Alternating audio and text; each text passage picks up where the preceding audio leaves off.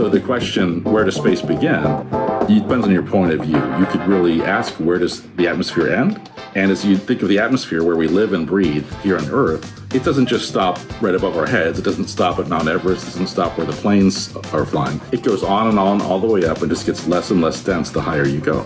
And it's still there at a very high altitudes. When you go to where the space station is, only a couple hundred miles above the Earth, there's still enough air there to slow the space station down. And if you didn't reboost it with rockets, it would come back to Earth based on the air drag, just like when you're driving your car.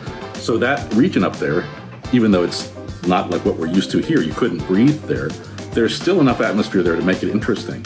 Not only is there air like we have on Earth, there's ionized gas, there's radiation. All those things together make that environment really dynamic and has something we call space weather. And in a sense, we live in the atmosphere of the sun. So there's this kind of dichotomy there where you go from the Earth's atmosphere, then you're in the sun's atmosphere, and then at some point you're outside that when you reach the heliopause and the heliosphere boundary.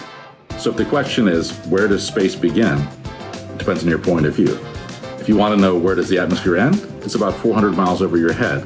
But just remember that that space above that is not empty. It's full of all kinds of interesting stuff. And that's what we study at NASA.